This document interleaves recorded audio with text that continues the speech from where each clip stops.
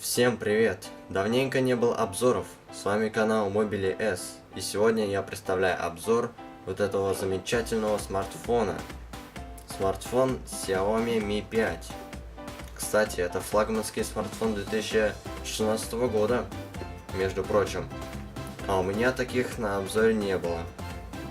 Если будут какие-то проблемы со звуком, то не обращайте на это внимания. Просто нужно купить мне петличку. Сегодня рассмотрим этот смартфон поближе, узнаем фишки этого смартфона, оценим качество его съемки и я вам расскажу комплектацию этого смартфона. Не расскажу, а покажу даже. Сейчас давайте все-таки откроем эту коробку. Вот так вот она выглядит. Вот сбоку. Вот сзади.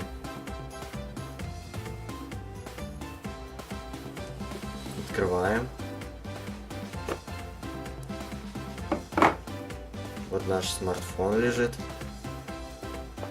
Вот он, беленький, белого цвета.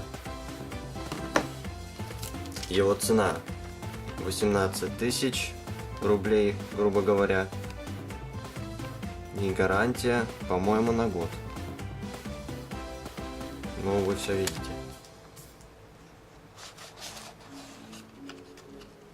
Дальше у нас инструкция и скрепка. Это для открытия слота для сим-карты и карты памяти. Здесь у нас находится провод USB Type-C. Это же у нас флагманский смартфон. Такой кабель Type-C. Здесь все понятно. Дальше идет у нас адаптер.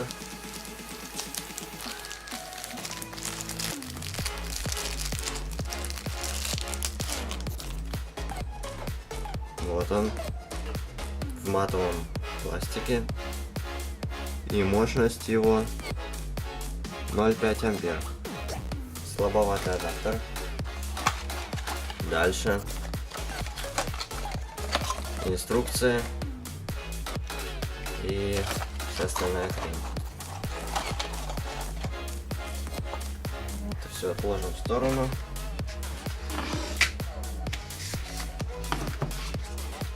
Сейчас все будет. Вот наш смартфон.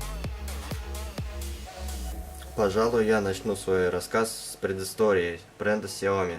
Xiaomi была основана 8 партнерами 6 апреля 2010 года. 16 августа 2010 года Xiaomi официально запустила первую MIUI прошивку, основанную на Android. В апреле 2014 года компанией было объявлено о начале расширения на международные рынки 10 стран, включая Россию. В феврале 2016 года был представлен флагманский смартфон Xiaomi Mi 5. А сейчас я вам расскажу фишки этого смартфона. Некоторые фишки они могут быть и у других смартфонов такой же ценовой категории, но я думаю, по сравнению со смартфонами, которые стоят 10 тысяч, то это вообще какое-то ноу-хау. И первая фишка у нас заключается в том, что мы можем делать скриншот тремя пальцами. Так вот, делаем грабли вниз и все, скриншот сделан. Вторая фишка этого смартфона — это сканер отпечатка пальца. Он находится на этой клавише Home, его можно отключить, а показывать я вам его, конечно же, не буду. Третья фишка этого смартфона — это его встроенный антивирус. Заходим в настройки. И нас интересует вкладочка в хранилище.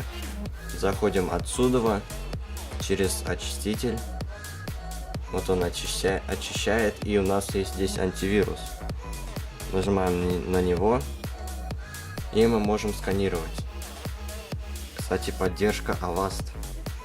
Представляете? Нажимаем сканировать, и у нас сканируется приложение. Сейчас сканирование произошло быстро, и как видим, ничего здесь не найдено. Зато не нужно скачивать дополнительные антивирусы. И это плюс. А четвертая фишка этого смартфона — это встроенный очиститель.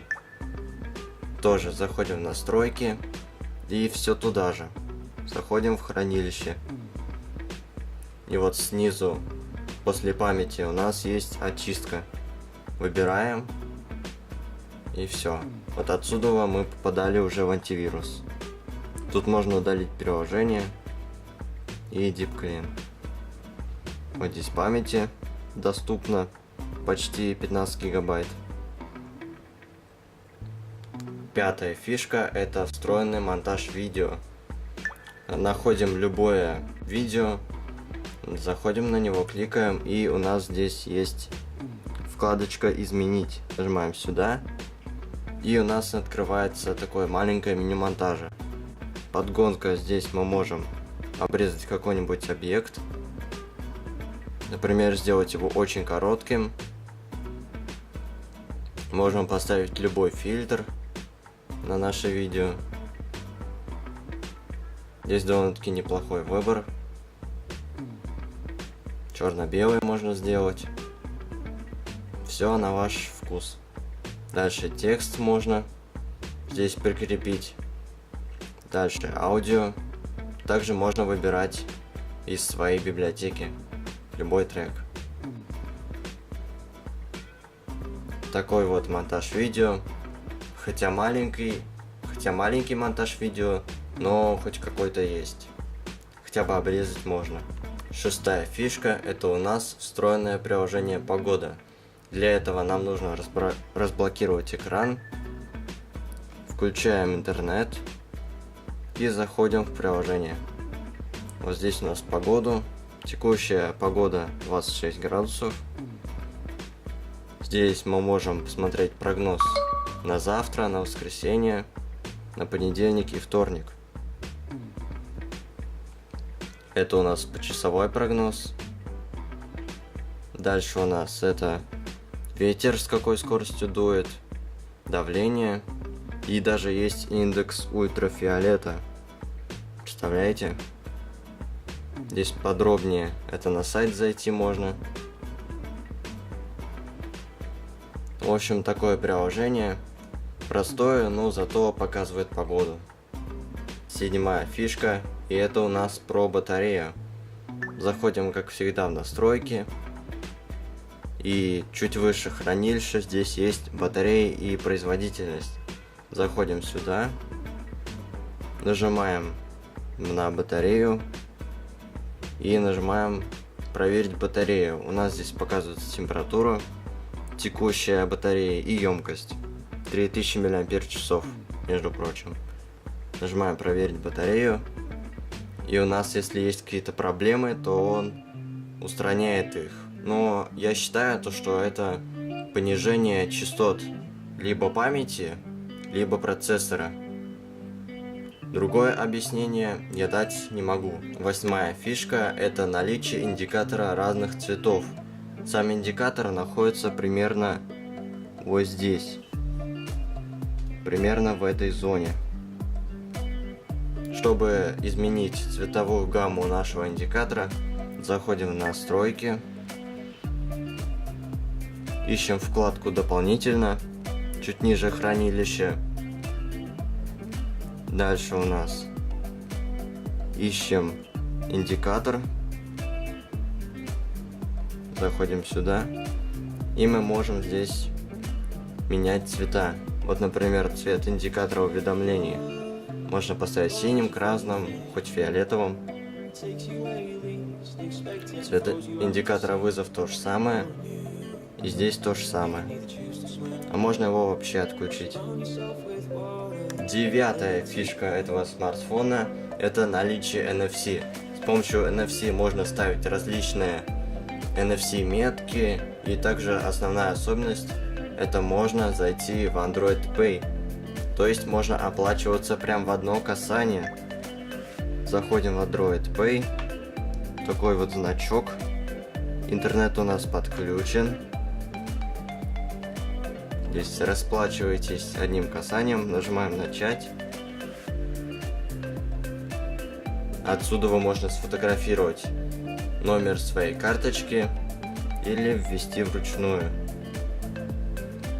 Дальше уже сами все заполняете и пользуйтесь Android Pay.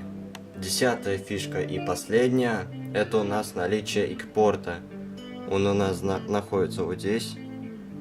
Вот экпорт. С помощью экпорта можно управлять телевизором, там, например, кондиционером, телевизором. Насчет кондиционера я сомневаюсь, но телевизором можно управлять. Для этого мы разблокируем смартфон, заходим в приложение Mi Remote, оно будет уже установлено. И, кстати, Android Pay тоже нужно устанавливать из Play Market. Заходим в Mi Remote, и вот у нас нажимаем здесь вот плюсик, и можем добавить любое устройство, там телевизор, Mi Box, если у вас есть от гаджета от Xiaomi, фан, то есть вентилятор, и многое другое. Также через экспорт можно передавать файлы. Олдфаги помнят. Сенсорная кнопка назад, кнопка Home и также сканер отпечатка пальца, кнопка функции, динамик, микрофон, USB Type-C для передачи данных, лоток для сим-карты и для SD-карты, то есть можно поместить либо две сим-карты, либо одну сим-карту и SD-карту. Фронтальная камера на 4 мегапикселя, разговорный динамик, датчик освещенности и логотип Mi. Кнопка питания, качелька громкости, экпорт, 3,5 для наушников, логотип Mi, камера на 16 мегапикселей, двойная вспышка. Теперь я вам покажу внутренний функционал этого смартфона. Покажу кратко. Здесь у нас музыка, чтобы проигрывать ее. Инструменты здесь у нас есть часы, здесь будильник, часы, секундомер и таймеры есть. Это диктофон, к нему нужно разрешение. Сканер здесь находится и компас, к нему тоже же нужно разрешение. Есть калькулятор. А вот здесь находится на коробке технические характеристики этого смартфона. Можете сами посмотреть. Из основного здесь 32 гигабайта встроенной памяти и 3 гигабайта оперативная память. Камера здесь основная 16 мегапикселей, а фронтальная 4 мегапикселя. И это немножко огорчило, мягко говоря. Вывод про Xiaomi Mi 5. Этот смартфон флагман прошлого года, но он все еще на момент 2017 года не потерял свою актуальность. Хочу отметить то, что когда включаете смартфон и смартфон белого цвета, здесь присутствуют рамки. Вот эта черная рамка, она бывает людей раздражает, и из-за этого бывает даже такие случаи, то что люди покупали смартфон черного цвета, тупо из-за того, что им раздражали эти рамки. Но мне лично эти рамки немножко раздражают, но я думаю, что к этому можно привыкнуть. Говорят, ходят слухи, то что батарея Xiaomi Mi 5 она перегревается, и поэтому сделали охлаждение батареи опционально, которое встроено уже, ничего качать не нужно. И на Xiaomi Mi 5 можно подобрать вполне неплохой чехол. Например, вот этот. Тоже его легко вставлять. И вот. В принципе, можно подобрать чехол под этот смартфон. И с ценой почти 18 тысяч рублей, я думаю, этот смартфон отвечает своей ценой. То есть цена и функционал здесь все соответственно. Хоть нет каких-то сверхъестественных функций, как у всяких S8 и тому подобное, но это хороший смартфон. Я думаю, даже его стоит взять. С вами был канал Mobily S, и как это сейчас модно говорить, подписывайтесь, ставьте лайки, ставьте дизлайки. Всем до свидания и всем пока.